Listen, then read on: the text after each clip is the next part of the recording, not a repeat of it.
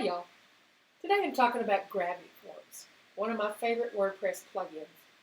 Now, if you're a WordPress user, you've likely heard of Gravity Forms. It's one of the leading form building plugins, and it can do anything, from just a simple contact form to a complex college admission application. I've used Gravity Forms for many years, but at first I was a little intimidated. Once I started using it and found out how simple it is, I've used it all the time. Forms are made up of bits of data that are gathered from what's called fields. Gravity Forms has 4 different kinds of fields. A standard field, like single line text or paragraph, radio buttons or check boxes, multi-select fields, drop downs, and more. You've probably encountered those if you've ever taken a survey or filled out an application or a quiz. They're good for yes/no questions or multiple choice. Advanced fields are fields that transmit certain kinds of data, like email, name, address, websites. When these inputs are used, they'll be recognized as the type of data they represent and formatted as such. Now, post fields you probably won't use much, but they allow you to create post drafts in WordPress from submitted data. Price fields can come in very handy if you're doing a donation form or if you're selling items on your site. You have fields like quantity and options, which might be color or size. So if you're going to collect any money at all for any reason, you'll need to know about the pricing forms.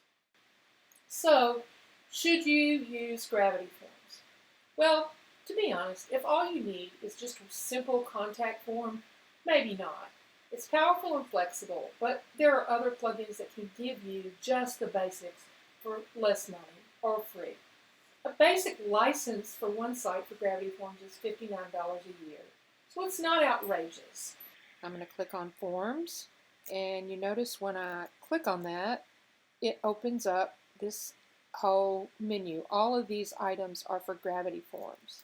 Now I'm going to scroll down. I've got quite a few forms on my site. So I'm going to scroll down to our test form. That's the one we're going to be working with today. Okay. This form doesn't have any fields yet. And this is the very first screen you get when you start to create a new form. Now you're going to start over here, just like the arrow says, on the right. And these are the standard fields that I talked about. And I'm going to go to the advanced fields, actually. So I'm just going to click on, I know I want name. Just click on name. And there it appears. And I'm going to want email. And maybe I want to ask for a website. And then the date. So all I have done to get all these fields into my form is just click on them. Now I can go a little further in customizing the fields the way I want them to appear. Just click right here on this little down arrow. And this gives me the field label. I can call this whatever I want. Sometimes I like to say your name just to personalize it a little. And scroll down a little bit. I can put a description. Before I scroll down, I can put a description that says, maybe gives a little more information about what needs to go in that field. So I don't think your name needs much explanation, so I'm going to leave that blank. But I can add a prefix, a middle name, and a suffix, and I can make it required. So I want to make the name required, so I'm going to check that box. Now, under email, I can pretty much make the same changes. I'll say your email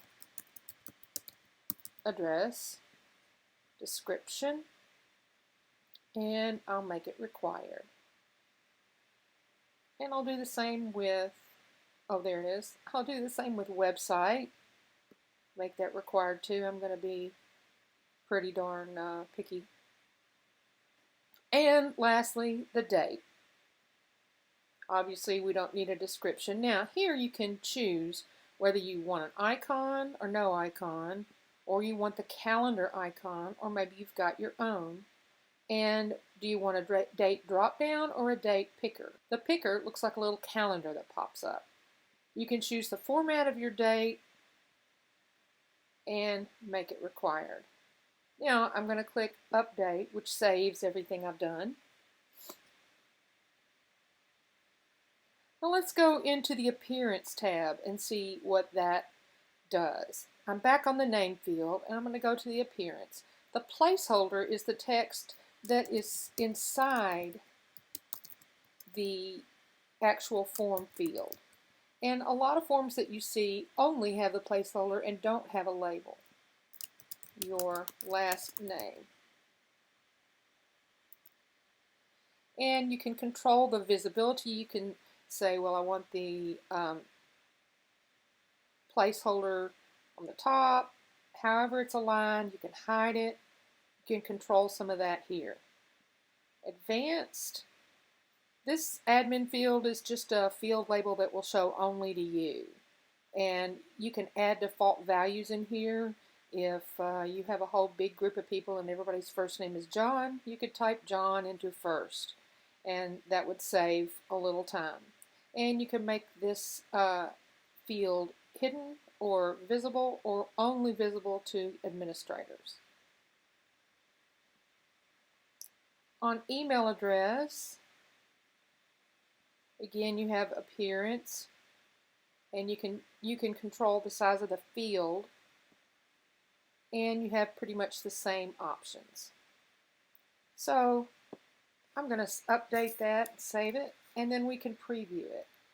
When we preview our forms in the forms interface, they don't really look like they're going to look because they're not, the previews aren't generally controlled by CSS. So this will look a little different, but this is the basic what we have with our form. If I want to put the date in here, notice how that calendar pops up, so you can just select your date, which is pretty cool. Here's a form on my website, and this is for people who want a new website, and this is the proposal request form.